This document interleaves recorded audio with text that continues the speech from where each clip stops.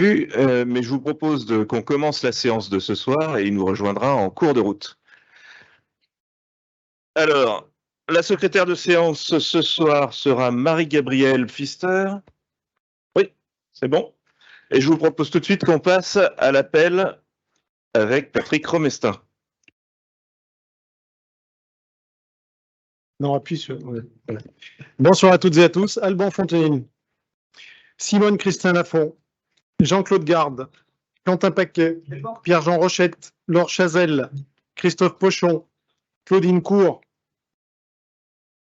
André Gay, Thierry Deville, Hervé Bru, Christine Bertin, Serge Desrory a donné pouvoir à Jean-Claude Garde, Frédéric Serret a donné pouvoir à Julien Degout, Marie-Thérèse Giry a donné pouvoir à Michel Jourgeon, Sylvie Genebrier, Alféo Guillotot, Valérie Goutfard, Pierre Giraud, Patrice Couchot, remplacé par Jeanne Maillard, Marc Pellardi, Christiane Brunjari, Roland Bost, Georges Thomas donné pouvoir à Thierry Harreux, André Barthélémy, Karine Gandray, Michel Jasler, Pierre Barthélémy, Yannick Touran, Christian Cassulot, remplacé par Pierre-François Chaud, Christophe Détrat,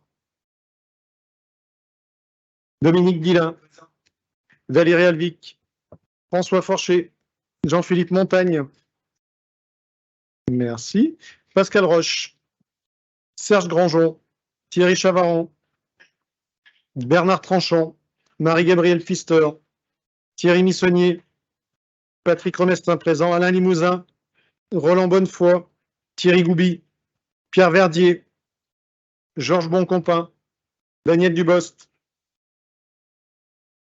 Merci. René Avril, Bernard Coutançon, Christophe Basile va nous rejoindre, Christiane Bayet, Abderrahim Bentayeb, Jean-Yves Bonnefoy pouvoir, Jean-Paul Forestier, Pierre Contrino, Bernard Cotier pouvoir à Géraldine Dergelet, Catherine Doublet, Jean-Marc Dufix a donné pouvoir à Pierre Giraud, Jean-Paul Forestier, Cindy Giardina, Martine Grivillère pouvoir à Cindy Giardina, Cécile Mariette, Gérard Vernet, Martine Matra, Stéphanie Fayard, Julien Degout, Gérard Barou, Michel Robin, Pierre Garbil, Monique Ray, Christelle Masson, Stéphanie Bouchard,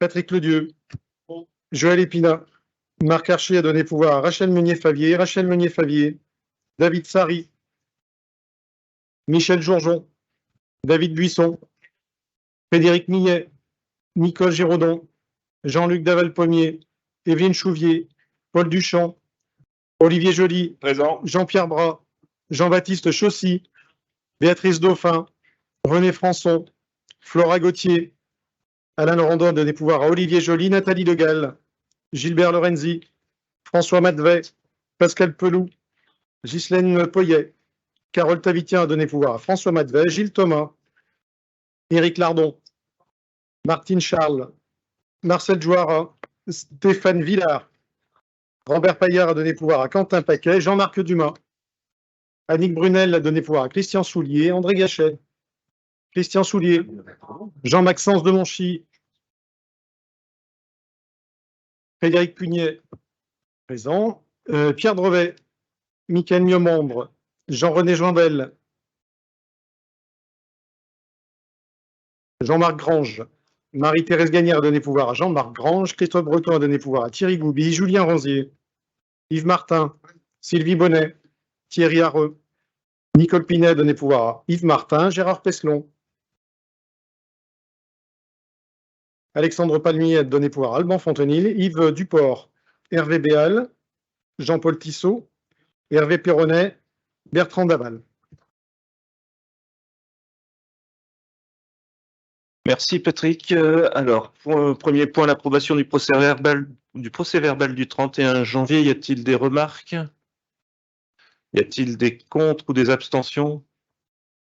Ah, il y a une demande de parole, non? Ou c'est que tu as appuyé par erreur, Thierry? C'est ton ordinateur. OK.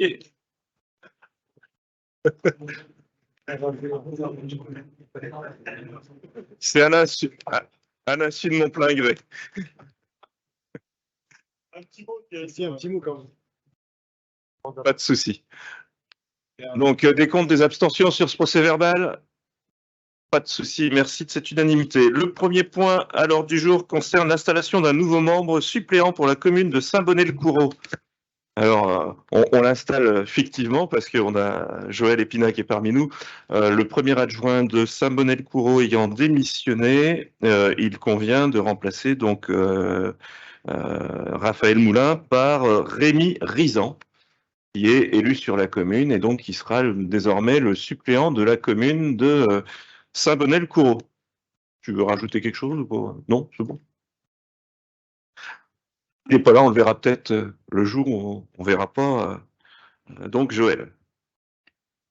Il n'y a pas de vote puisque c'est une installation d'un nouveau membre. Le deuxième point de l'ordre du jour concerne les modifications dans les représentations aux organismes extérieurs. Effectivement, suite à des évolutions, notamment de personnes qui ont changé de mission ou qui sont plus élus, il convient de nommer des personnes, entre autres, au CIDEMER, au syndicat ferroviaire du Livradois-Forêt, à Initiative Loire et à France Active Loire. Alors, pour le CIDEMER, il s'agit de remplacer Colette Ferrand, et la personne qui vous est proposée, et Flora Gauthier, sur ce sujet, en suppléant donc de Pierre Drevet et de Pierre Giraud, qui sont tous les deux titulaires aujourd'hui, et en complément de Gérard Barou, qui est déjà suppléant aussi sur ce sujet. Ce qui vous est proposé sur le syndicat ferroviaire du Livradois-Forêt, également pour remplacer Colette Ferrand, il vous est proposé la candidature d'Élodie Troussieux, qui est élue sur la commune d'Estivareille. Pour Initiative Loire, afin de remplacer Yves Martin, on vous propose la candidature de Claudine Cour. Pour France Active Loire également, le titulaire est Marc Archer et en suppléant, on vous propose de remplacer Yves Martin par Claudine Cour également. Et pour l'amorce, que j'avais honteusement... je croyais que c'était le président Carrier. Sauté. Donc, on vous propose de nommer en suppléant Pierre Giraud en complément de Pierre Drevet. Y a-t-il des personnes qui voudraient être candidats sur ces postes au-delà de ceux qui sont proposés? Je vois pas de bouton rouge qui s'allume. Et si vous en êtes d'accord, normalement, quand c'est nominatif, c'est des votes à bulletin secret, mais sauf si quelqu'un s'y oppose. Est-ce que vous êtes d'accord pour le faire à main levée? Bon, alors qui est pour? Qui est contre? Qui s'abstient? Merci de cette unanimité. Le point suivant de l'ordre du jour concerne un point complémentaire. Ah, excuse-moi.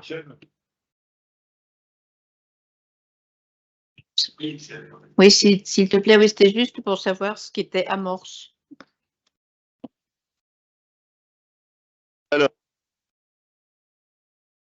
je vais faire mieux que ça. Le titulaire étant Pierre Drevet. Je te propose, Pierre. Merde, je le vois pas en plus. C'est là, Pierre, deuxième rang. Allez, Pierre. Merci, Michel. Bon, Amor, c'est un organisme donc national qui représente plusieurs secteurs dans le déchet, et notamment, je crois que le président, c'est le maire de Cannes. De l'autre côté, il y a des réunions qui sont très importantes en France, à plusieurs secteurs, et auxquelles c'est bien d'y assister. Je suis, satisfait que Pierre Giraud soit donc derrière, donc pour s'occuper aussi avec moi. Donc, c'est une bonne initiative. Merci. Michael, ça te va? Merci, Pierre. Allez, le troisième point de l'ordre du jour concerne Vous êtes dissipé, vous êtes dissipé. Ça va être plus long. Les délégations données au président, en effet, ce qui vous est proposé ce soir, c'est d'élargir au président la faculté de pouvoir signer des documents quand il y a, entre autres, des transactions, des modifications de contrats. Vous savez qu'on a une partie de personnel qui est régie par le droit privé, et parfois certaines signatures de documents peuvent pas attendre forcément la tenue d'un conseil communautaire avant d'être validée. Bien sûr, toute transaction qui pourrait être faite dans ce cadre-là serait présentée dans les décisions du président et donc portée à votre connaissance dans ce cadre-là avec les pièces annexes qui sont destinées et qui vous sont destinées avec la note de synthèse. Voilà concernant cet élargissement sur ce sujet. Y a-t-il des questions? Pas de questions. Je vous proposais de passer au vote. Qui serait contre? Un contre. Qui s'abstient? Pas d'abstention. Merci. Je vous propose de passer sur les sujets marché public. Il y a plusieurs délibérations et je vais donc passer la main à Yves Martin qui va nous parler de ces différents marchés.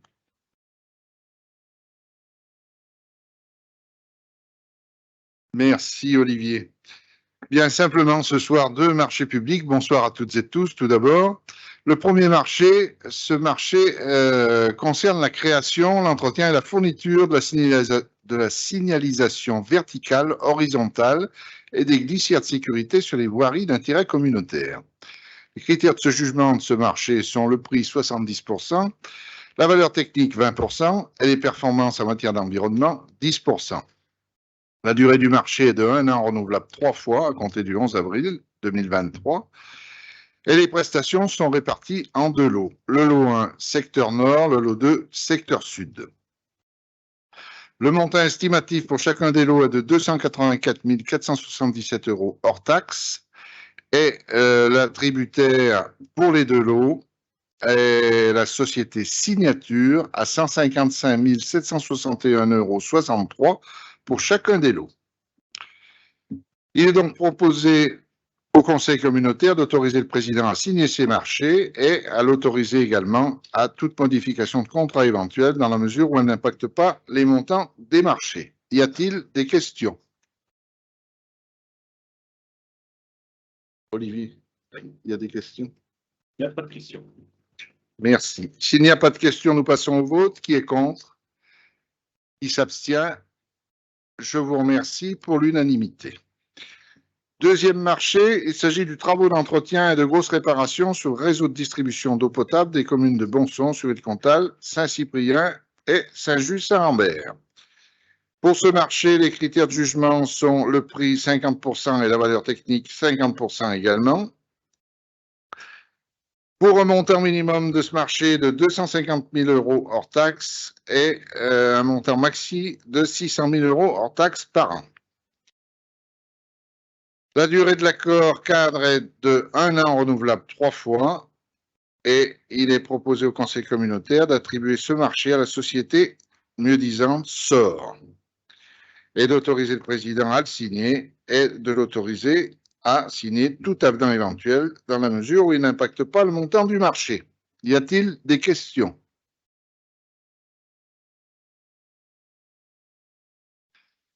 S'il n'y a pas de questions, nous passons au vote. Qui est contre? Qui s'abstient? Je vous remercie pour l'unanimité. Merci Yves. Alors le point numéro 6 devait être présenté par le président. Ce que je vous propose, c'est qu'on le diffère et qu'on le passe à son arrivée tout à l'heure. Et je vous propose donc de passer directement au point 7 qui concerne la cohésion sociale et on va commencer par le contrat de ville avec des subventions dans le cadre de l'appel à projet 2023 et c'est François Forcher qui présente ce dossier.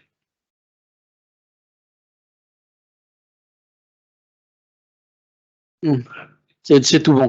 Donc bonsoir à toutes et à tous. Donc le contrat de ville, comme chaque année, on revient. Il concerne plus particulièrement le quartier politique de la ville de Bourg, sur le quartier de Bourgard. Donc chaque année, il y a un comité qui valide les projets retenus. Et tous ces projets-là vous ont été présentés dans le dans votre document. Donc l'idée, c'est d'approuver ce nouveau projet d'appel à candidature des différentes associations. Je vais vous faire grâce de l'inventaire. Est-ce qu'il y a des questions sur ce contrat de ville? Oui. Oui. Oui, ces contrats de ville, est-ce qu'ils sont suivis après? Est-ce qu'on mesure l'efficacité? Parce que il me semble qu'on distribue un peu d'argent là comme ça. Donc, est-ce qu'il y a un contrôle derrière pour tout Oui, pour voir si ça a bien été fait? Oui, chaque année, ils sont évalués, on remet à jour. Il y a là, on a juste les projets qui ont été retenus. Et de mémoire, il y en avait une quinzaine. Et il y a des projets qui n'ont pas été retenus. Après, il y a qui retient. On a l'État, la région, le département. Enfin, il n'y a pas que et la ville de Montbrison forcément. Nous, on n'est que cofinanceurs sur une partie qui nous est obligatoire. Voilà. Et chaque année, ils sont évalués. Hein. Il y a des projets qui sont pas retenus.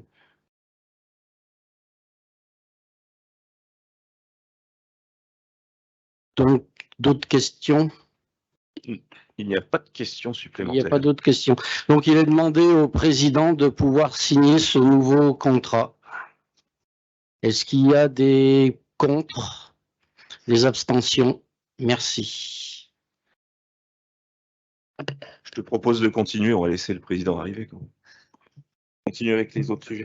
Allez, je continue avec le contrat local de santé. Donc, il vous a été présenté en conférence des maires. On arrive sur la deuxième génération de notre contrat local de santé avec tous nos partenaires historiques, plus maintenant notre nouvelle CPT, enfin la nouvelle CPTS qui est sur notre territoire. L'idée, voilà, on arrive au début, à la signature du contrat local de santé avec tous nos partenaires. Il nous est donc demandé de maintenant le signer. Est-ce qu'il y a des questions sur le sujet contrat local de santé? Visiblement, non. Non, il y en a une.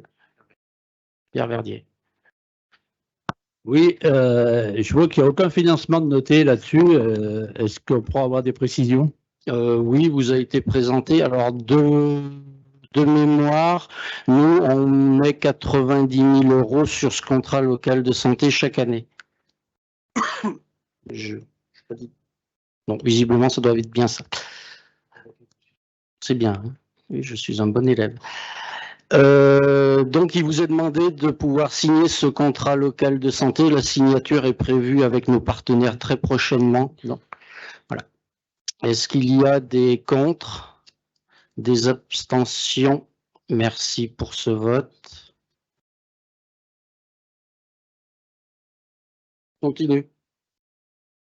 Avec accueil de mineurs. Alors, on a deux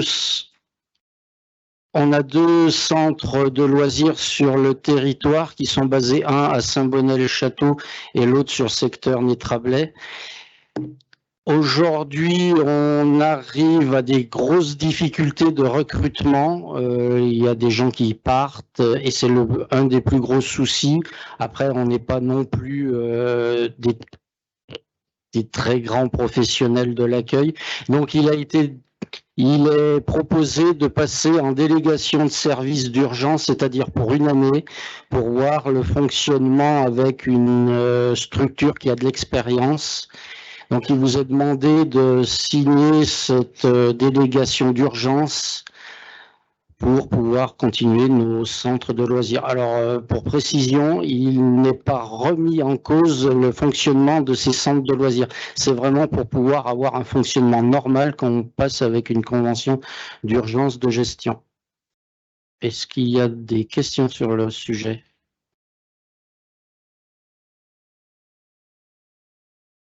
Et qu'est-ce qu'il y a? Ça marche pas? Oui, une question. Alors, déjà, pourquoi, quelle est la motivation à part, si j'ai bien compris, de pouvoir recruter du personnel pour pouvoir faire tourner ces accueils, enfin ces centres de loisirs?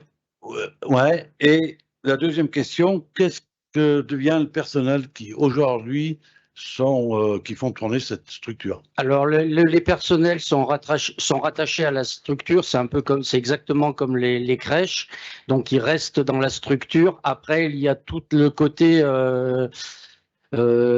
travail temporaire. Enfin, tout ce qui est personnes qui gèrent, pas qui gèrent, mais qui viennent tous nos, alors je trouverai plus le terme, temporaires, qui viennent là. Tous nos intérimaires, merci, qui sont là. Donc eux, on a beaucoup de mal à les fidéliser, mais ça, c'est sur tous les secteurs. C'est pas le problème, c'est là. Donc voilà, mais tous ceux qui sont, pour être clair, la directrice sur Saint-Bonnet, elle est attachée à son centre de loisirs, donc elle reste, elle a un contrat à l'année, donc elle restera attachée à son contrat, quelle que soit la personne qui va venir gérer le centre de loisirs. C'est exactement comme les crèches, les personnes ne bougent pas. Ça, c'est pas. Et la deuxième question était? La motivation de mettre Léo Lagrange. Léo Lagrange, c'est le seul sur le territoire qui gère déjà des centres de loisirs et c'est le seul qu'on a sous le coude qui puisse nous reprendre en urgence, parce que pour être très honnête, il y a des personnes qui s'en vont, qui étaient titulaires, et aujourd'hui, on est incapable de les remplacer. Et Léo Lagrange a visiblement la possibilité de pouvoir les remplacer. Et quand tu dis que le contrat est fait pour 1 an, ce qui veut dire que dans 1 an, on peut encore remodifier, on peut reprendre. Oui, on va voir comment ça se passe. C'est vraiment pour de l'urgence. Voilà, donc 1 année d'expérimentation et après on remet tout à plat. Après on a un cahier des charges, on n'a pas fait, on a un vrai cahier des charges qui doit être respecté, qui doit garder le même nombre d'heures de présence. Enfin, voilà, c'est pas non plus une urgence absolue et fait sans contrat. Et ma dernière question, est-ce que au niveau du coût, alors, c'est pareil, il y a un objectif et dedans, on a mis un coût. Le coût qu'on a aujourd'hui, il faut qu'il le maintienne. Voilà. Ça fait partie du cahier des charges.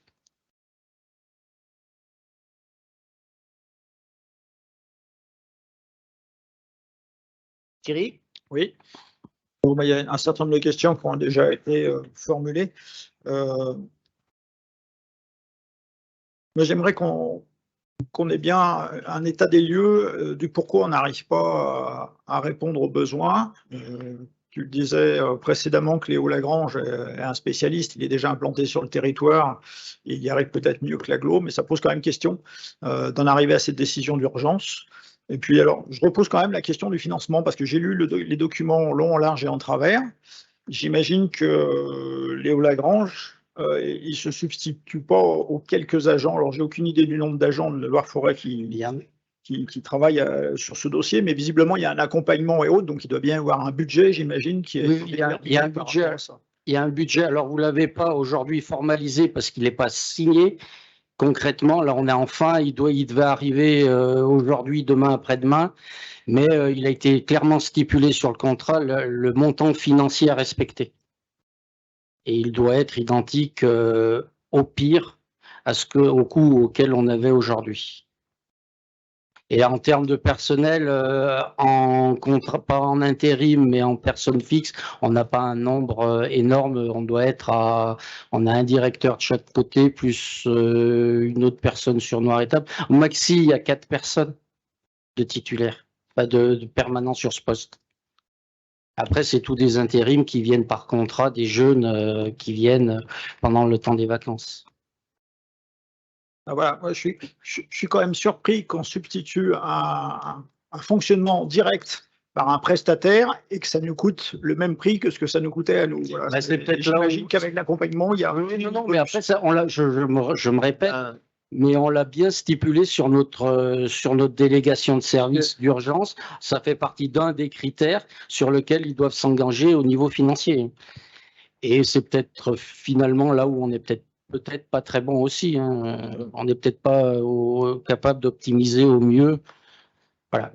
Je suis un peu étonné de ce doute et de cette appellation prestataire. Léo Lagrange, certes, est un prestataire peut-être, mais c'est surtout un spécialiste. du sujet.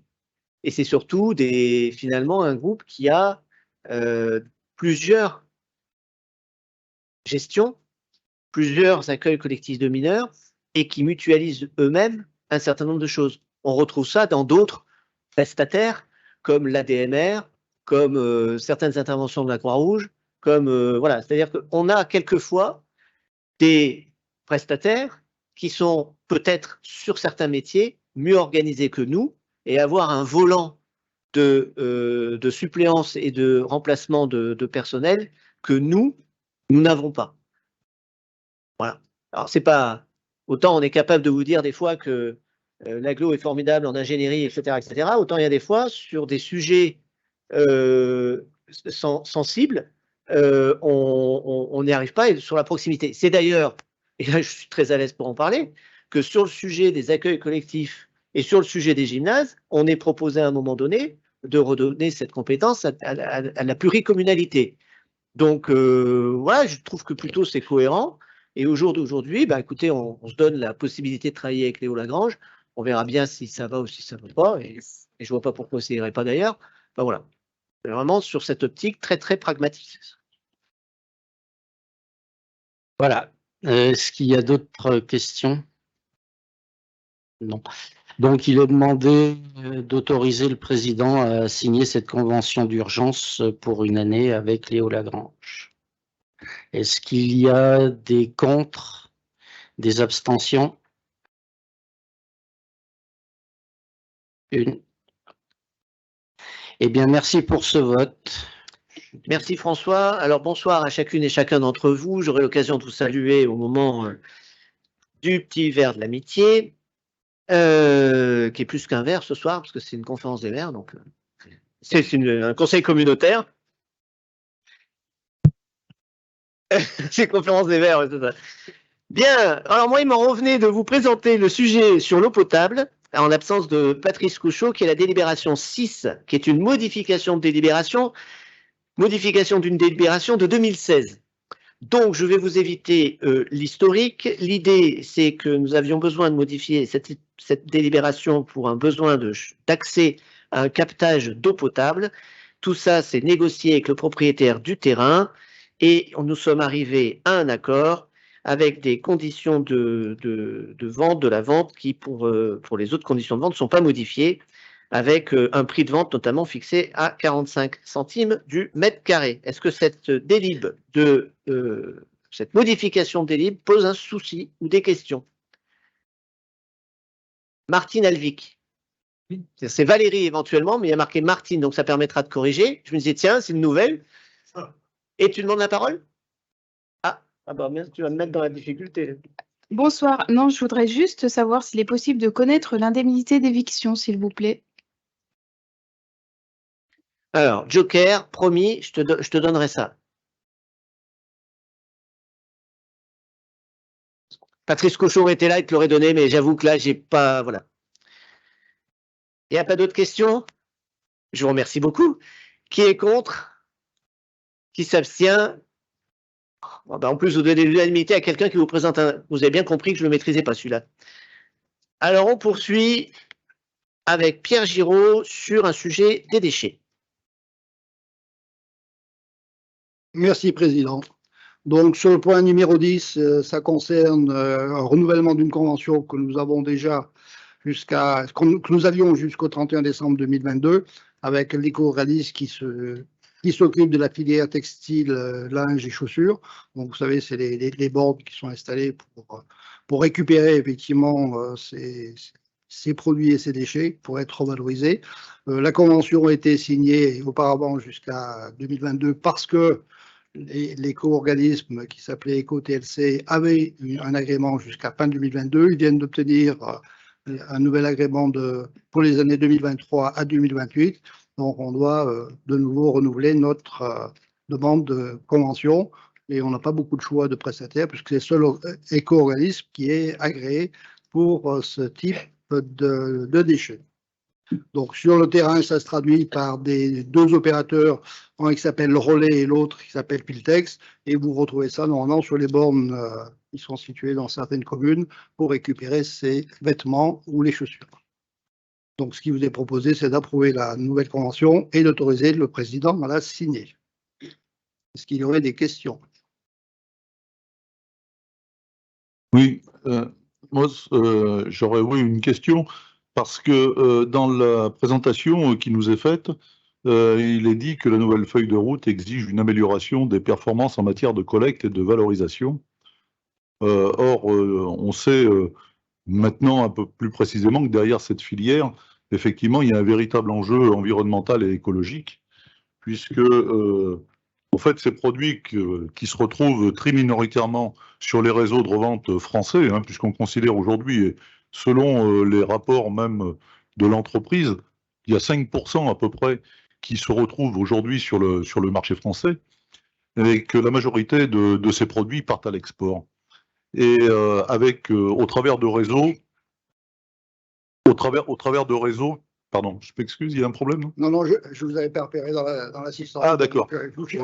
Au travers de réseaux qui sont plus ou moins obscurs, et d'ailleurs de récents reportages ont soulevé la question du contrôle de ces marchandises, dont les principales destinations sont l'Afrique, et notamment le Ghana, et particulièrement le Chili en Amérique du Sud.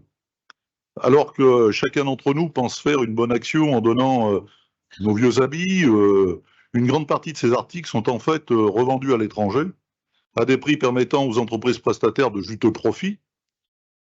Non seulement la majeure partie de ces vêtements recyclés n'aide pas les familles françaises en difficulté, mais elle est exportée dans des pays pauvres, où ils sont commercialisés dans le cadre d'une exploitation d'hommes et de femmes qui n'ont bien souvent que cette alternative pour survivre.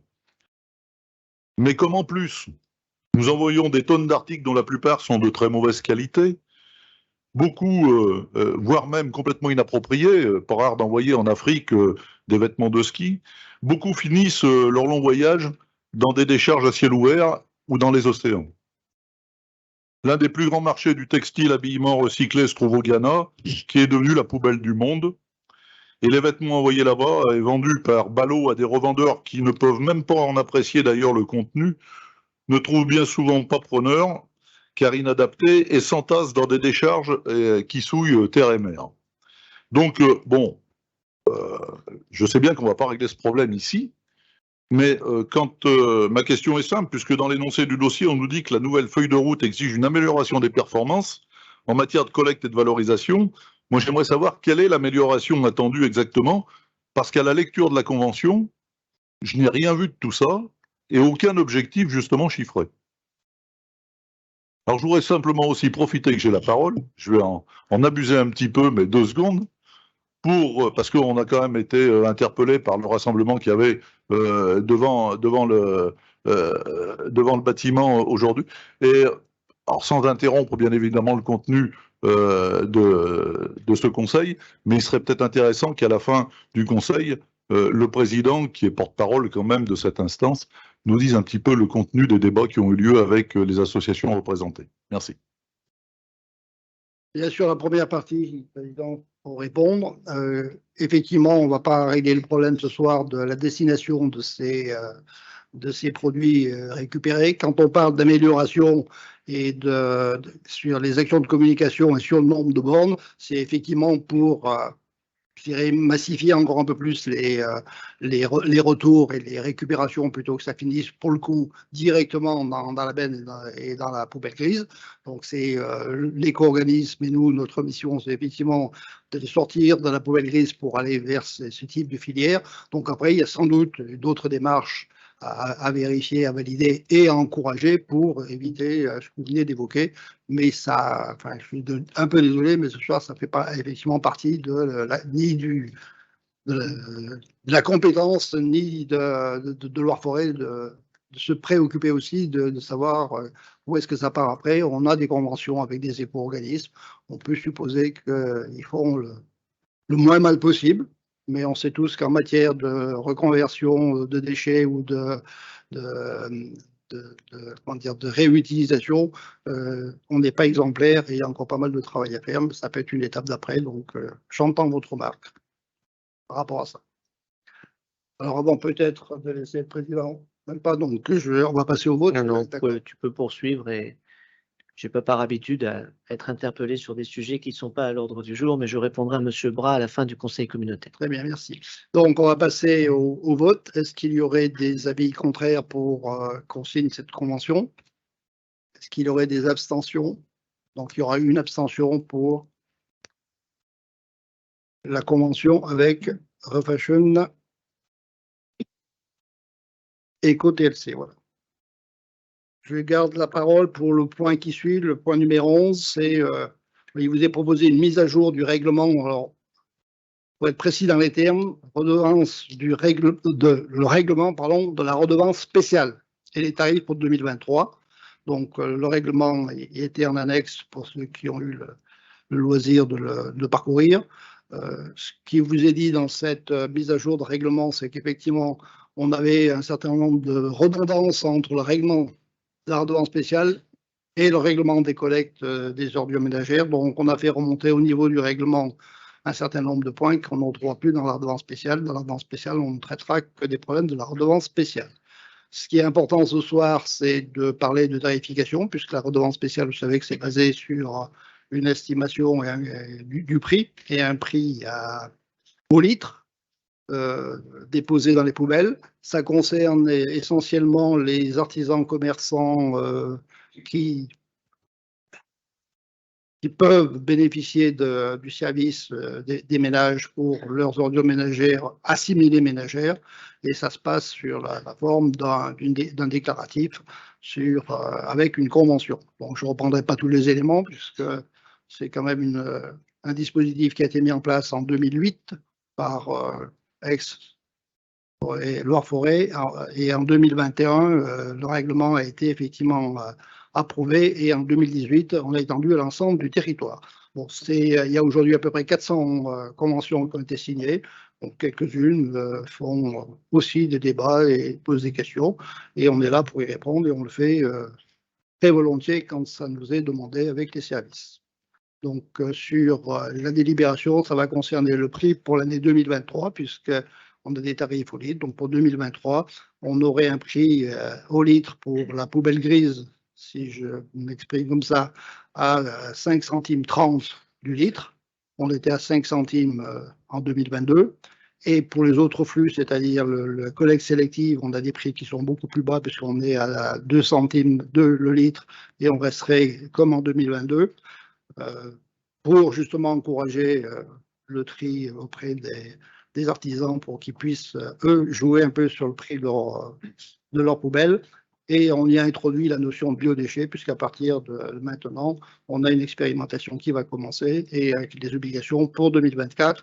Et sur le biodéchet, on serait au même tarif que la poubelle grise, c'est-à-dire à 5 centimes 30 du litre. Est-ce qu'il y a des questions? Donc, s'il n'y a pas de questions, je vous propose de passer au vote. Donc, on est là pour approuver ces adaptations du règlement de la redevance sociale et approuver les tarifs. Est-ce qu'il y aurait des votes contre?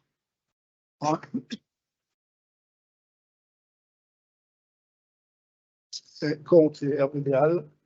Est-ce qu'il y a des abstentions? Très bien. Merci.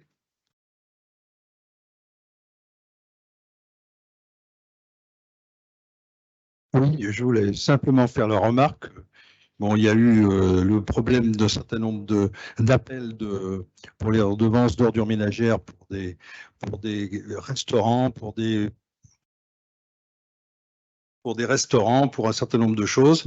Il y a eu sur le secteur de Saint-Bonnet, donc je dirais un peu une contestation. Je m'interroge quand même sur la rigueur des services de Loire-Forêt. Parce que j'ai un restaurant sur Russon à qui on réclame 1 600 €. J'ai rencontré un restaurant de Montbrison qui ne paye rien. Donc, et pour lequel on n'a jamais appelé quoi que ce soit. Et d'ailleurs, il ne paye même pas dormir. Ce n'est pas un client, donc j'en parle d'autant plus facilement. Je tairai son nom. Mais je dirais qu'il y a même, voilà, son propriétaire ne réclame même pas les ordures ménagères sur son avis de taxe foncière. Donc moi, ce que j'aimerais, c'est qu'on connaisse précisément, je dirais, ceux qui payent et combien ils payent d'une façon générale, parce que je pense qu'il y a des trous dans la raquette.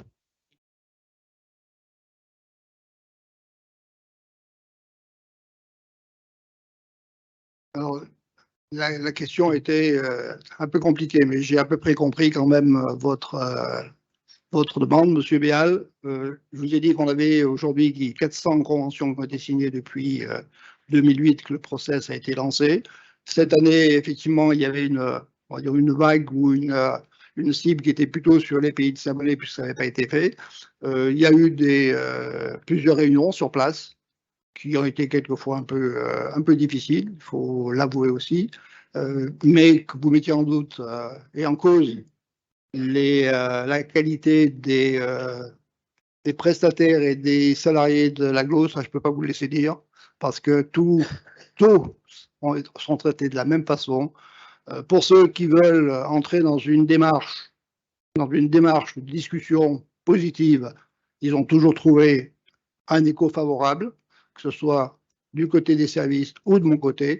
Il est vrai que quelquefois, c'est un peu compliqué quand on refuse le dialogue et on n'avance pas beaucoup. Donc, je ne vois pas. Alors, il y a des différences forcément, et tous les restaurateurs ne payent pas la même chose. On est sur du déclaratif, on est sur du volume. Et c'est écrit dans la convention qui est envoyée par recommandé avec accusé de réception. Donc, personne ne peut se prévaloir de ne pas avoir reçu la convention, contrairement à ce que j'ai pu entendre et ce qu'on m'a affirmé. Après, il y a effectivement une estimation qui est faite. Si la convention n'est pas retournée, je vous renvoie au règlement de redevance spéciale. C'est les tarifs qui sont appliqués, c'est ceux qu'on a mis dans la redevance spéciale, puisqu'il n'y a pas eu de discussion. Donc, on peut difficilement changer des volumes qui ne seraient pas réels si l'interlocuteur n'est pas dans une démarche constructive et de vouloir avancer. Donc après, qu'il y ait des différences, il y en a forcément, parce que vous me citez un exemple, j'ai eu des exemples qui étaient beaucoup plus douloureux que celui-là. C'était 500 € quand ils étaient en tome, redevance spéciale 6 000 €. Un exemple. Hein. Ben oui. Mais quand on sort 4 containers de 700 litres par semaine, ou mesurer le volume à l'année, ça fait des factures relativement importantes. Et l'autre question, est-ce que ce serait normal que le budget des ordures ménagères qui doit s'équilibrer, est-ce que ce serait normal que ce soit l'usager particulier qui paye la totalité? Ben non, on a fait un autre choix avec la redevance spéciale. Voilà.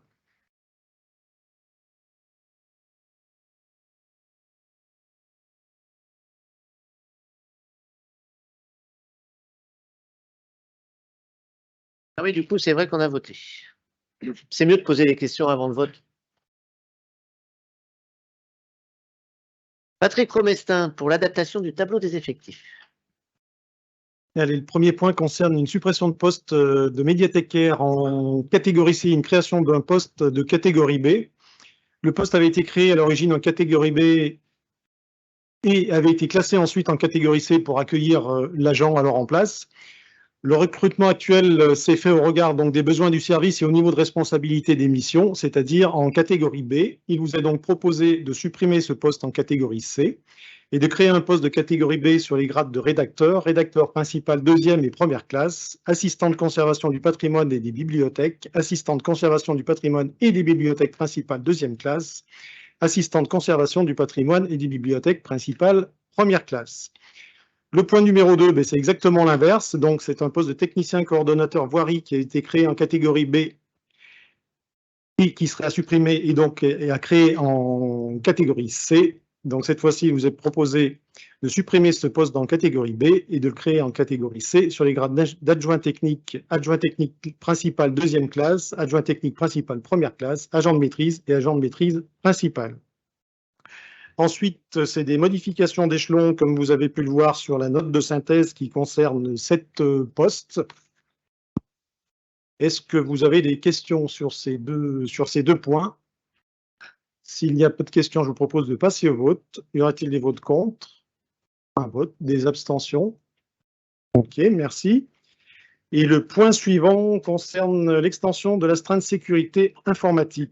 Effectivement, depuis 2021, nous nous sommes inscrits dans une démarche d'amélioration de sécurité de nos systèmes d'information et accompagnés par l'Agence nationale de sécurité des systèmes d'information, l'ANSSI. Donc, ce travail a abouti à la rédaction d'un plan de sécurisation visant à améliorer notre degré de cybersécurité. Et une des actions prioritaires, ça a été celle d'identifier a été la mise en place d'outils de supervision comportementale et de réponse automatisés. C'est pour ça que la direction des systèmes d'information en lien avec les préconisations des éditeurs et de l'ANSSI ont orienté le choix de la solution sur un service A2, un service co-managé avec une équipe externalisée d'Orange Cyberdéfense. Et c'est justement en cas d'alerte critique que nos services sont mobilisés et prévenus par Orange Cyberdéfense, effectivement, afin de lever le doute en cas de faux positif ou de déterminer nos actions à mener dans le cas où le danger est avéré. La mise en place de l'astreinte sécurité permet donc de couvrir l'intégralité des amplitudes horaires et donc en dehors des horaires de bureau. Et il vous est donc proposé de mettre en place, de nous autoriser à mettre en place une astreinte d'exploitation concernant le service sécurité informatique. Y aurait-il des questions sur ce point? Oui. Oui, je pense que ça a un coût tout ça là quand même, parce que c'est un emploi de plus, c'est comment? J'ai pas tout compris. Non, c'est pas un emploi de plus. Donc, on en avait déjà parlé. Pardon. Là, on est sur des astreintes au même titre que d'autres exploitations, type eau potable ou assainissement. Tout simplement. Avec les modalités d'astreinte que l'on connaît pour quand chaque agent est en astreinte. Mais ce n'est pas un emploi supplémentaire pour ce posteur. Quentin? Ouais, simplement, je complète un petit peu parce que du coup, c'est au niveau de la DSI dans ma délégation au numérique. Et en effet, hein, c'est simplement les équipes existantes qui vont se relayer les soirs et les week-ends en tant qu'astreinte pour avoir une alerte sur leur téléphone ou leur ordinateur si jamais il y avait une attaque informatique pour qu'ils puissent être alertés par ce dispositif et voir si c'est une fausse alerte qui peut attendre le lundi ou si c'est ou s'il y a besoin d'un plan d'action immédiat dans la mesure où la plupart des collectivités, bien évidemment, sont attaquées les vendredis soirs ou les week-ends. Donc voilà, c'était l'idée de... C'est un super outil, mais voilà, il fallait amener ce petit truc en plus. Donc c'est vraiment les 5 ou 6 techniciens de la DSI existants qui se relayent au niveau des astreintes. Et j'avais enfin, je ne vais pas annoncer un chiffre parce que j'aurais peur de dire une bêtise, mais c'est vraiment pas quelque chose d'exorbitant par rapport à la sécurité que ça peut apporter à la collectivité dans son ensemble. C'est ça en fait. Il y a le système d'astreinte qui répond à un prix dont on pourra le calculer et vous le donner, il n'y a pas de problème. Mais il y a également le nombre de dérangements et il faut espérer qu'il soit le moins possible, puisque là il y a un tarif un peu différent. Il y a une différence entre être d'astreinte et être mobilisé. Et puis il y a les conséquences en cas de piratage, et vous pouvez le voir aujourd'hui dans les autres collectivités, c'est quel est le coût une fois que le virus il est rentré. Pour le coup, là, ça devient exorbitant. Et il y a des communautés de communes ou même des départements qui ont été piratés, et je peux vous dire que là, on se dit, tiens, finalement, on aurait dû mettre des astreintes. Même si ça solutionnera pas tout, forcément. Ah, qu'est-ce qu'elle me dit, mon oreillette? Ah ben, me voilà beau avec ça. Alors, une semaine d'astreinte complète coûte 150 €. Le samedi, 35 € et le dimanche, 43 €. Voilà. Merci pour ces précisions. Alors, est-ce qu'on a voté là? Ah, alors vas-y, vote. On n'a pas voté. Qui serait contre cette mise en place d'astreinte? Qui s'abstient? Merci. On poursuit avec un sujet concernant la planification urbaine et Patrick Ledieu.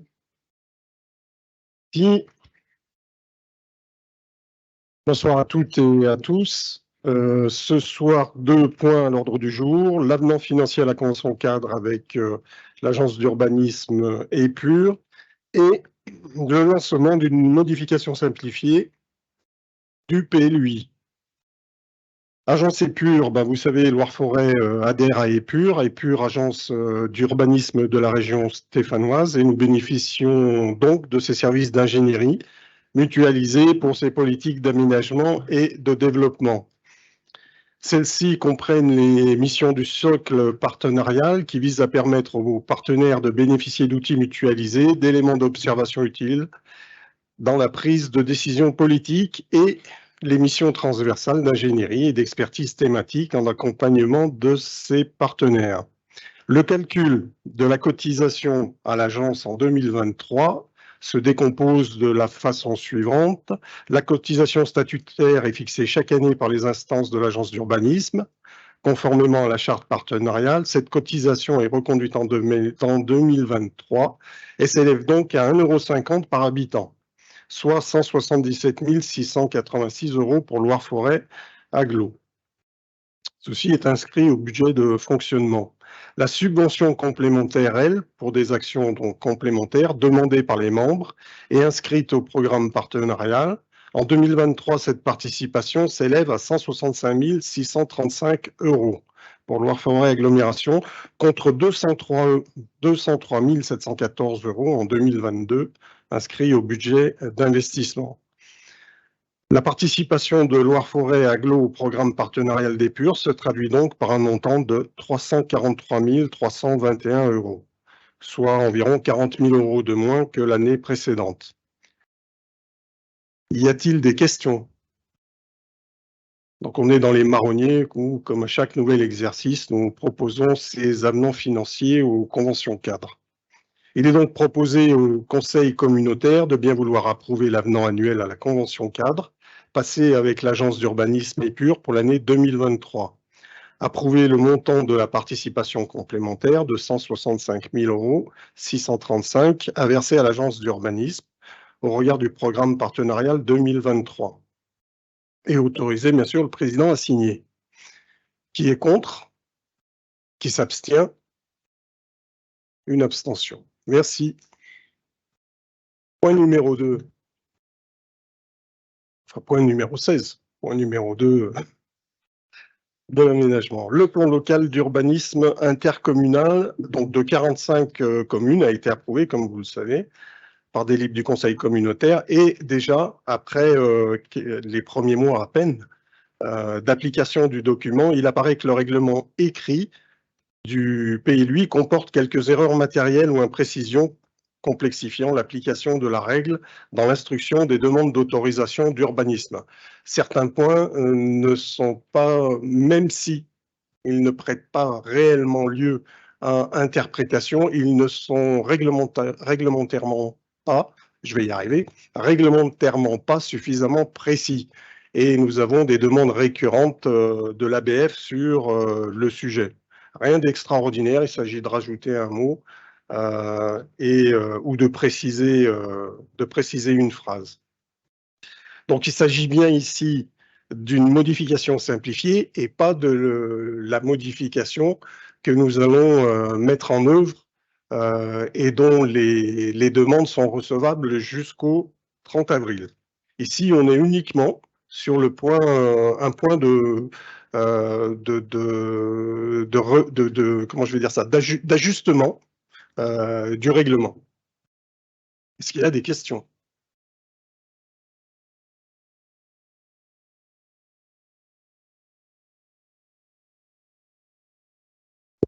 Oui, je suis quand même surpris sur ce PLUI qui a duré, je ne sais pas, 3-4 ans d'études, qu'il y a encore des erreurs matérielles au bout, quoi. Je ne sais pas, je trouve ça hallucinant.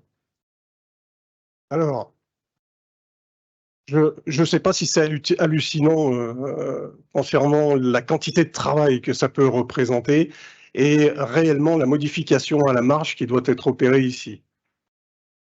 On est sur réellement des points qui doivent se refermer sur des interprétations possibles. Nous avons tous été en contact avec les administrations et nous savons, et à juste titre, ô combien elles demandent de la précision. Oui, bonsoir à toutes et à tous. Donc moi, je voulais intervenir, pas sur le sujet précis d'aujourd'hui, mais quand même sur un sujet parallèle qui nous a été présenté en conférence, pas un sujet parallèle, mais ce qui va conditionner le futur PLUI, à savoir le SCOT.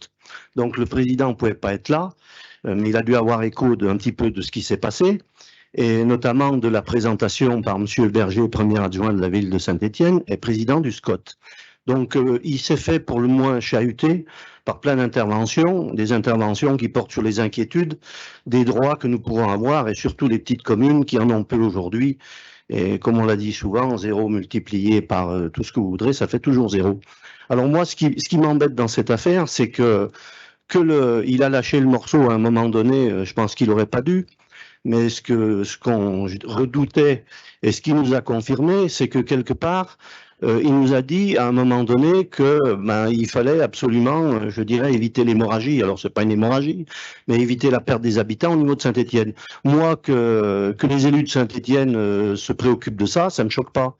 Ce qui me choque et ce qui m'inquiète, c'est que ça se fasse au détriment des autres.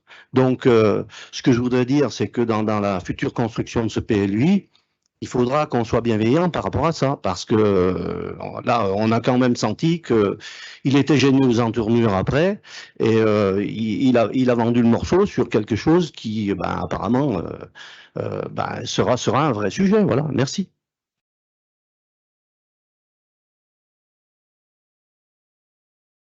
Alors, tu fais référence à une conférence des maires. D'accord.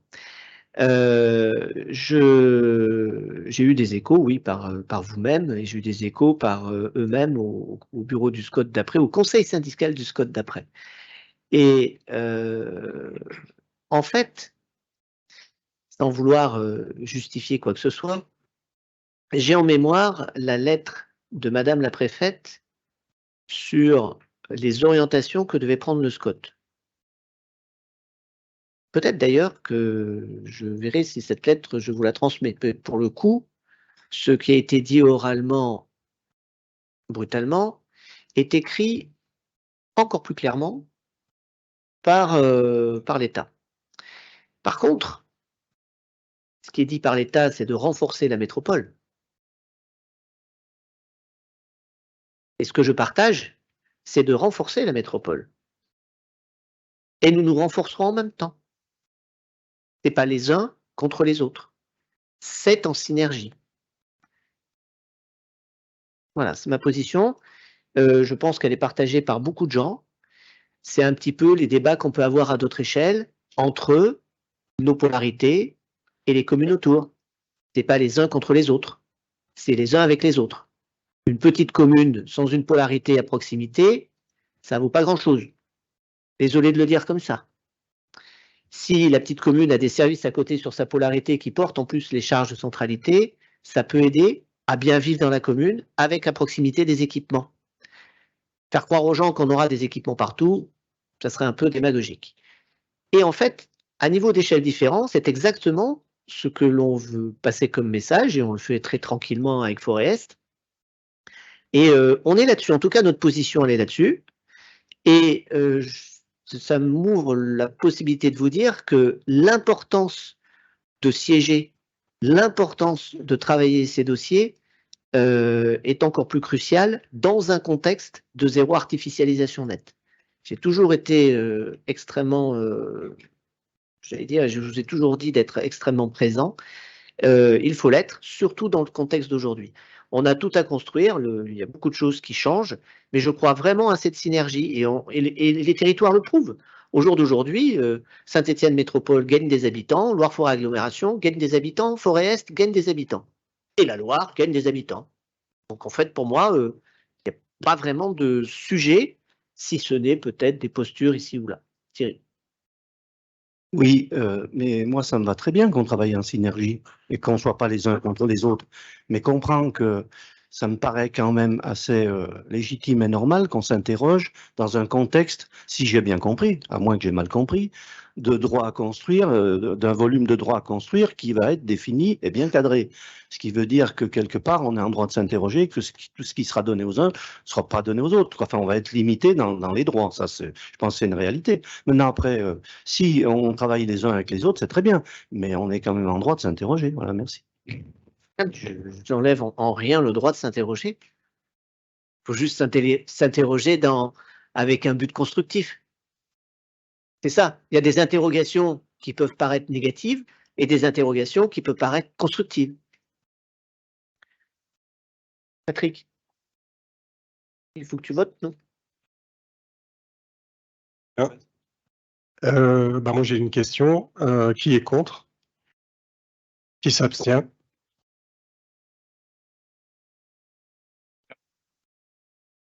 Qui s'abstient? Relevez. Merci. Merci. On poursuit avec Jean-Marc Grange et quelques formalités de transfert. Bonsoir à tous. Un sujet beaucoup plus léger que le précédent, avec beaucoup moins d'enjeux.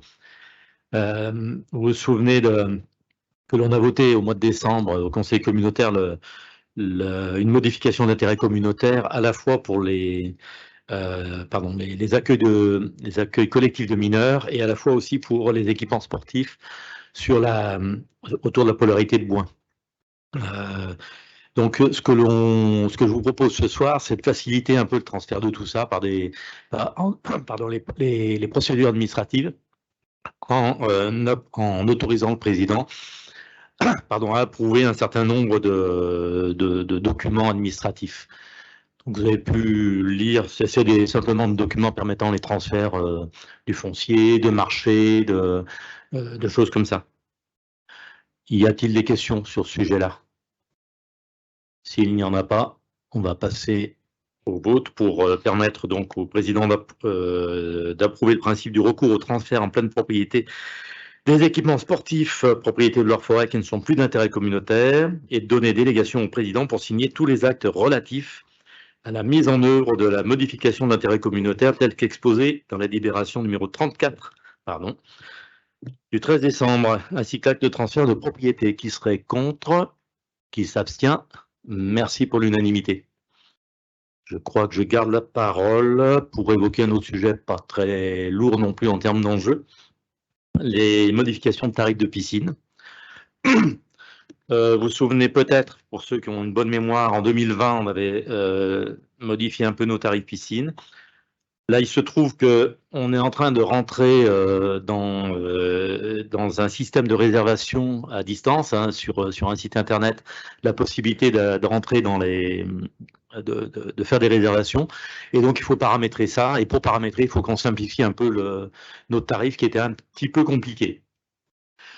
Pour ça, on a gardé quelques principes généraux qui sont le maintien d'une tarification différenciée territoire et hors territoire. C'est un truc qu'on avait mis en route en 2020 et l'idée, c'est de le conserver. C'est de conserver aussi un service public accessible à un maximum de personnes, ne serait-ce que sous les aspects financiers. Et vous avez pu le voir dans l'annexe, on est sur des tarifs proposés qui sont la plupart du temps inférieurs à nos voisins, de façon à ce que justement ça reste bien accessible. On souhaite aussi fidéliser la clientèle et vous avez pu voir aussi qu'il y a une proposition d'un certain nombre d'abonnements qui sont possibles avec bien sûr une réduction tarifaire dans ce cas-là. On a envie de faire revenir aussi un peu les familles et pour ça on vous propose de la gratuité pour les enfants non plus jusqu'à 4 ans mais jusqu'à 5 ans de manière à ce qu'on puisse faire venir un petit peu plus longtemps les enfants. Et des choses qui existaient déjà, différentes gratuités, handicapés, tarifs préférentiels pour les habitants de LFA, voilà, ce genre de choses, vous avez pu le découvrir dans la grille tarifaire. Y a-t-il des questions? S'il n'y en a pas, oui, il y en a. Je ne les vois pas. Ici. Thierry Gouy, merci. Je suis là. J'ai essayé de comprendre ce qui était dit dans le texte et ce qui est traduit dans les chiffres. Et je suis un peu surpris. Je trouve que voilà, ça me pose question. On a des réductions fortes, moins 30% par rapport au tarif normal pour les personnes qui sont hors LFA, moins 8%, 8,75 pour ceux qui sont au tarif LFA. On passe de 5,20 à 4 € ou 4,35 à 4 €. Et puis on a d'autres tarifs. Les abonnements de 10 entrées, par contre, eux, ont augmenté de plus 6%. Et dans ce que vous mentionnez sur la grille tarifaire, la logique, c'est de fidéliser les clientèles avec une préférence donnée à l'achat d'abonnement. Donc je trouve que l'abonnement augmente et le tarif individuel baisse fortement. Et puis après, j'ai d'autres questions sur d'autres tarifs. Par rapport aux colonnes, je ne comprends pas que la location du bassin à l'heure, qui est marqué Club du territoire Loire-Forêt, soit dans la colonne tarif normal et pas tarif LFA. L'allocation d'une ligne d'eau à l'heure, c'est pour les clubs extérieurs au territoire. Elle est mentionnée dans le tarif LFA. Et puis, j'ai des questions sur, on va dire, des matières ou des consommables, les bonnets, etc., qui restent avec un tarif. J'aimerais savoir si le prix d'achat augmente ou pas. Ce qui se pose à travers tout ça, c'est que visiblement, le coût de fonctionnement de la piscine, entre les énergies et le personnel, est en hausse. Et nous, on baisse nos tarifs. Donc, je me pose des questions. Tant mieux pour peut-être ceux qui peuvent mieux y participer, mais ça pose quand même une question de la gestion.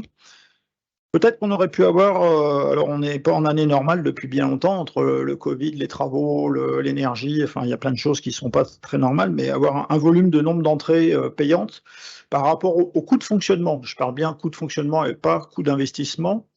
On sait bien que la piscine est subventionnée, mais je trouve que ça sera intéressant que nos administrés sachent que le coût d'entrée réel est peut-être de 20 € et que le coût payé n'est que de 4 €. Je trouve que ça sera intéressant d'avoir cette notion.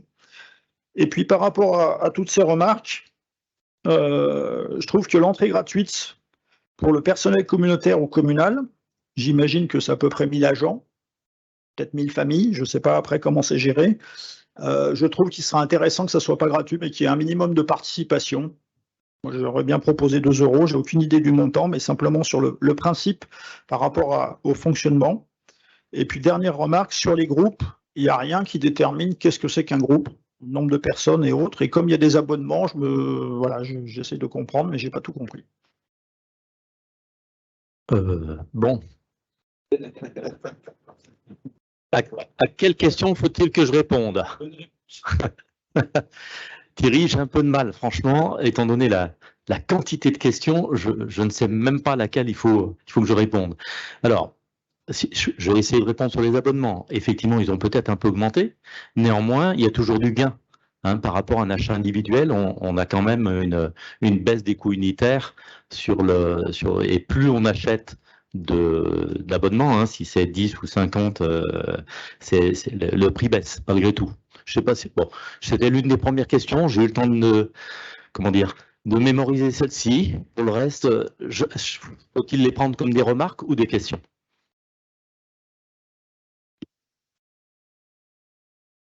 Vous les prenez comme vous voulez. Moi, j'essaye de comprendre. On m'envoie une feuille avec des tarifs. J'ai fait l'effort d'aller voir les tarifs de l'année dernière pour voir les évolutions, parce que ça, on ne nous le dit pas.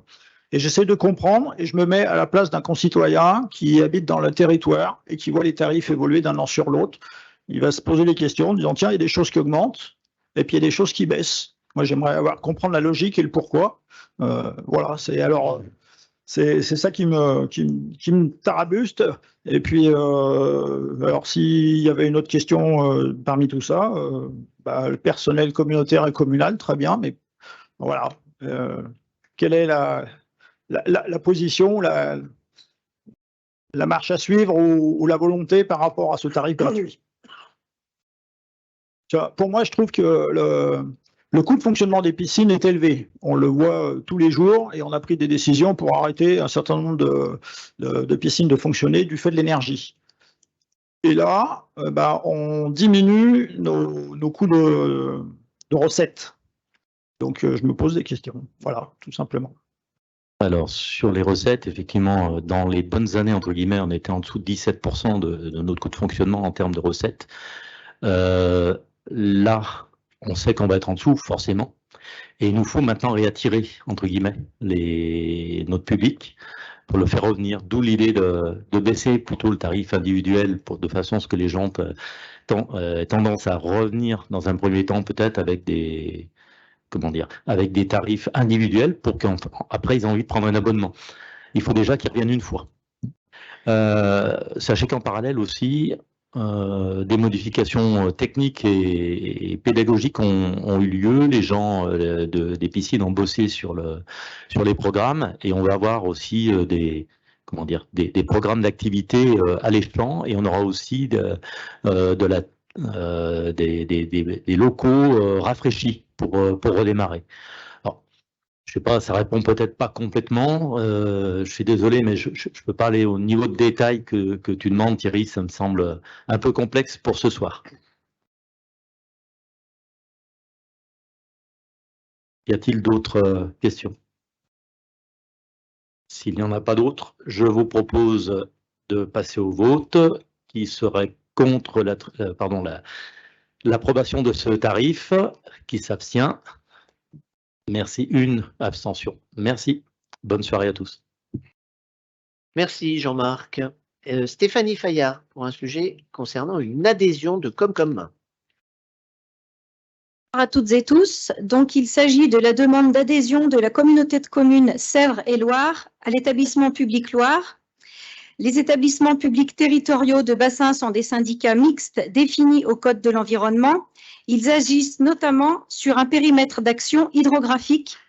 Ils peuvent rassembler tous les niveaux de collectivité et facilitent l'exercice de leurs compétences à l'échelle adaptée de bassin.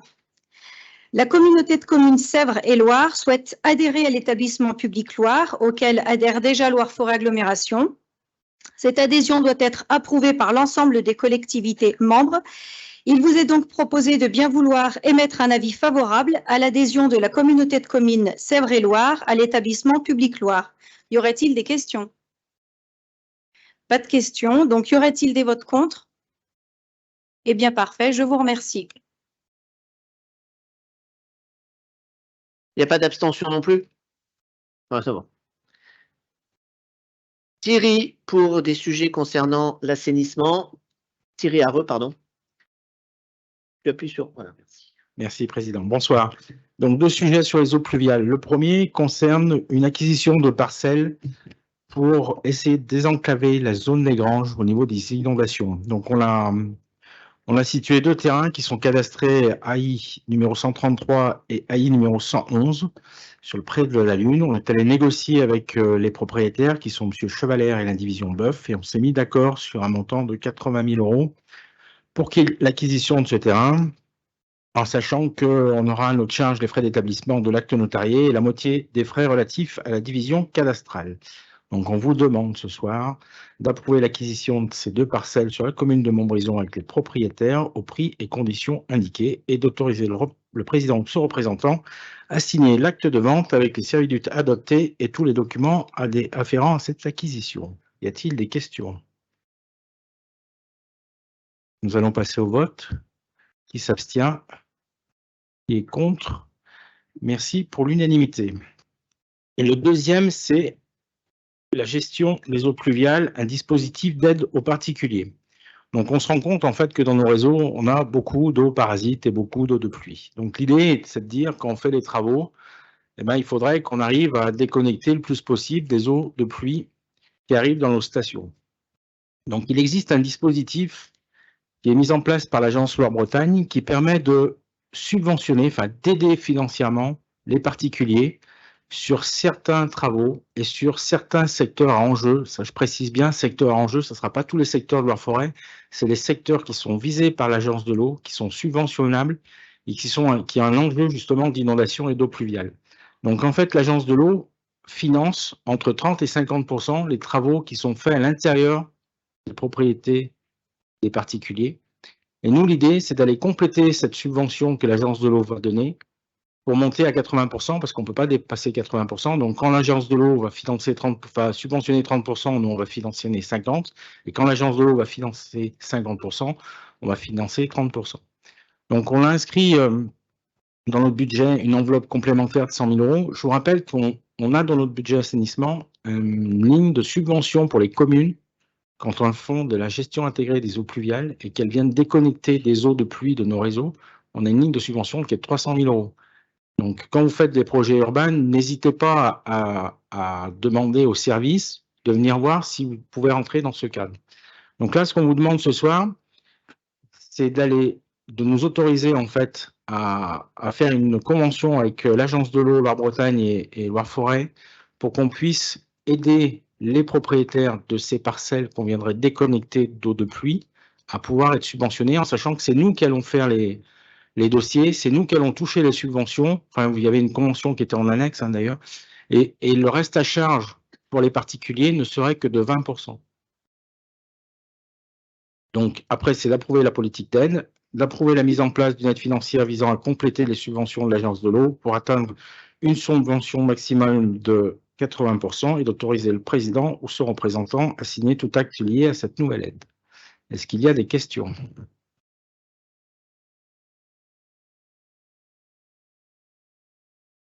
Oui, les zones qui sont concernées, ce sera lesquelles? C'est la première question. La deuxième question, quand même, c'est faut se dire que dans nos communes, le système d'assainissement au départ était souvent des lagunes qui ont été transformées. Et qu'à cette époque-là, on demandait à certains particuliers, et même à plusieurs, de mettre des eaux pluviales pour faire glisser tout ça vers la station. Donc aujourd'hui, ces maisons-là sont complètement aménagées et c'est compliqué d'aller changer des réseaux dans leur propriété. Donc je voudrais savoir si c'est 80%, ça peut être intéressant, mais est-ce que dans les campagnes, on est dans le viseur, quoi? Alors, les secteurs, en fait, ils sont déterminés par notre schéma directeur. On a un schéma directeur sur l'assainissement qui est sorti en fin d'année et qu'on l'a terminé. Et c'est des secteurs qui sont en jeu. C'est-à-dire, par exemple, aujourd'hui, la zone qu'on cible, c'est sur la commune de Bonson, on a un secteur d'inondation. Donc là, on va faire des travaux pour mettre en séparatif certaines rues et on va les déconnecter les eaux de pluie. Enfin, on va les demander aux propriétaires d'essayer de déconnecter les eaux de pluie. Et c'est ces secteurs en jeu, en fait. Donc, une ferme qui se retrouverait dans un petit hameau de Sur-Île-Comtal, par exemple, ville que je connais bien, eh ben, elle ne serait pas concernée parce que cette ferme, elle n'est pas en jeu pour nous. C'est vraiment les secteurs en jeu. Alors, sur ta commune, Pierre, il se peut qu'il n'y ait pas de secteur en jeu de déconnexion d'eau de pluie parce qu'on vise vraiment des gros réseaux, en fait. On vise vraiment des pluies importantes et puis des maisons, enfin, où là, il y a beaucoup d'urbanisation. Donc, automatiquement, sur les communes rurales, on sera moins touché par on sera peut-être même pas touché par cette nouvelle subvention.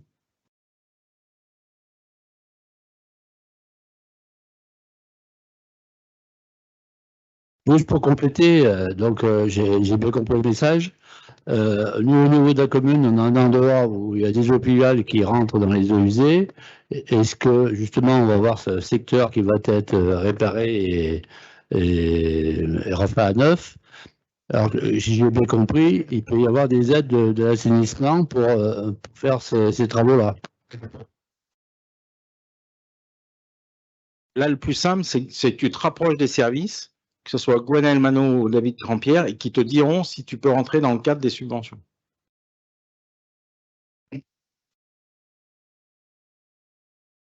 Est-ce qu'il y a d'autres questions? Donc, nous allons passer au vote. Qui s'abstient? Qui est contre?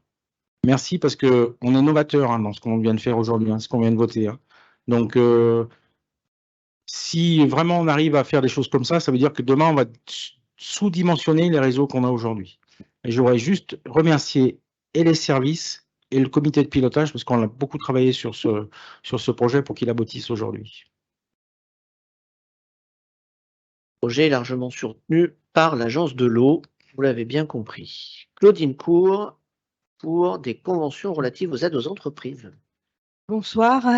La région ayant la compétence en matière de développement économique, il faudrait qu'on signe une convention cadre qui nous lie avec la région Auvergne-Rhône-Alpes et Loire-Forêt Agglomération pour préciser des modalités d'intervention envisagées, notamment par rapport au fonds d'aide au développement des petites entreprises et du commerce, et puis sur les aides communautaires qu'on pourrait attribuer aux organismes qui participent à la création ou à la reprise d'entreprises sur le territoire.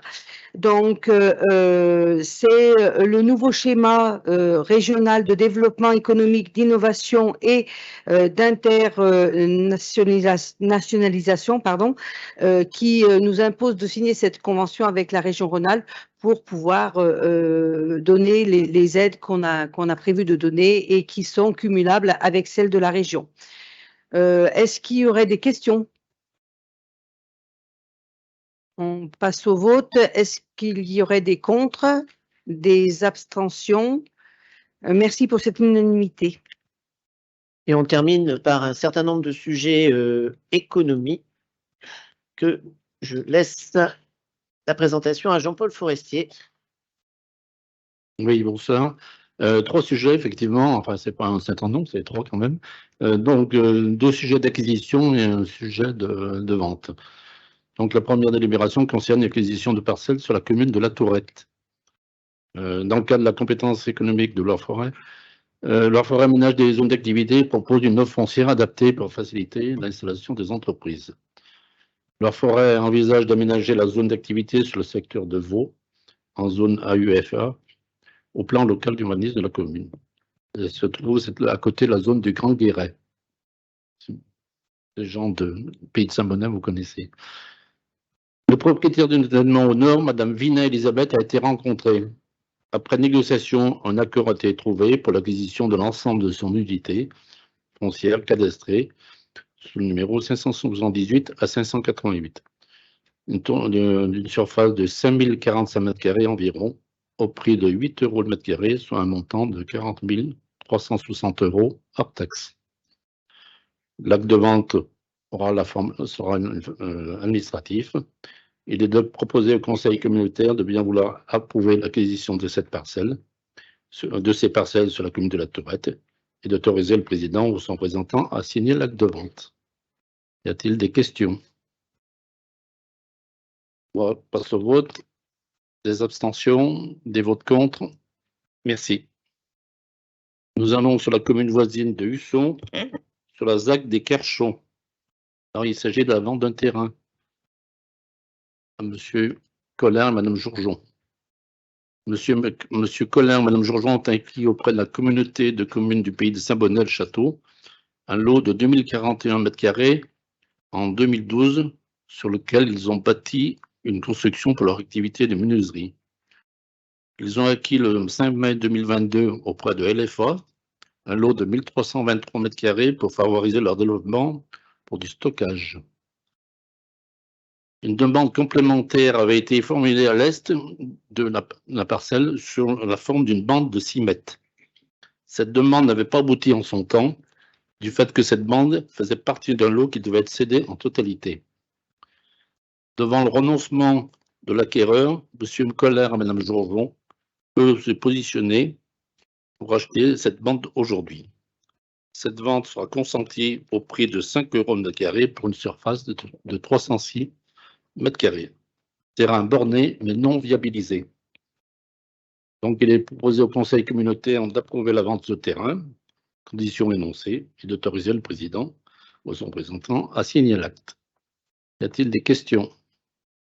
Pas de questions. Qui vote contre? Qui s'abstient? Merci. Nous allons sur la commune de Marcy-le-Châtel.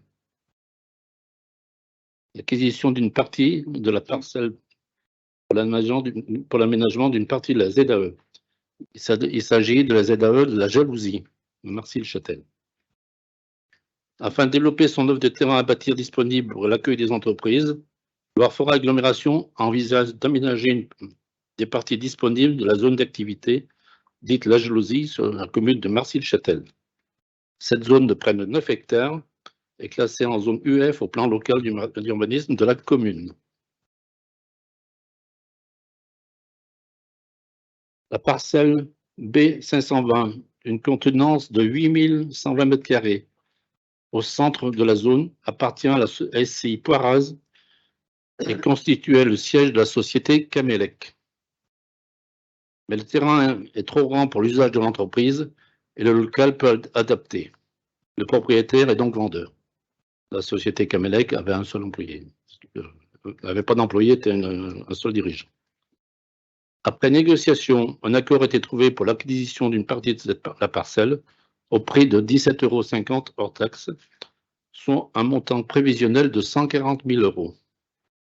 Le propriétaire souhaite conserver l'angle sud-est d'une surface de l'ordre de 129 m² environ, car il est en cours de négociation pour l'installation d'une antenne. La cession concernera donc une surface de l'ordre de 8000 m².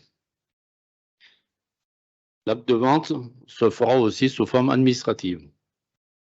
Il est donc proposé au conseil communautaire de bien vouloir approuver l'acquisition d'une partie de cette parcelle et d'autoriser le président ou son représentant à signer l'acte de vente. Y a-t-il des questions? Qui vote contre? Pardon. Oui, j'ai une question d'ordre technique. Ce montant étant inférieur au seuil de consultation, Ça veut dire quoi? C'est quoi le seuil de consultation?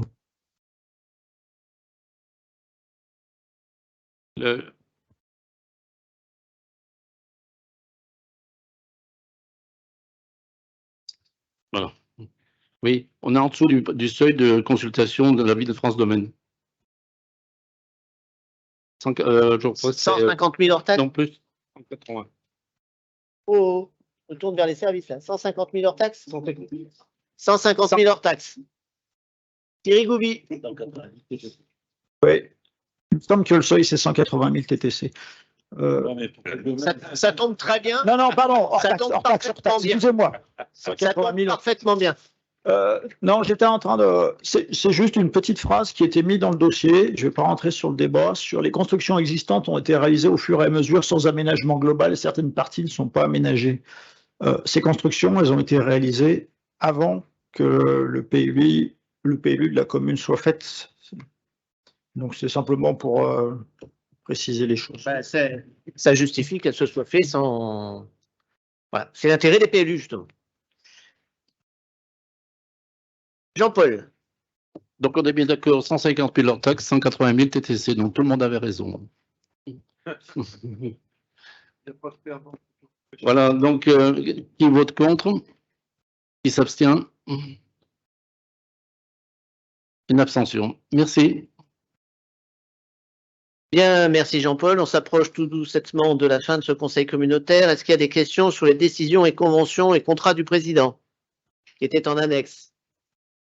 Il n'y en a pas, je vous remercie. Le prochain conseil se tiendra le mardi 4 avril 2023 à 19h30 dans cette salle.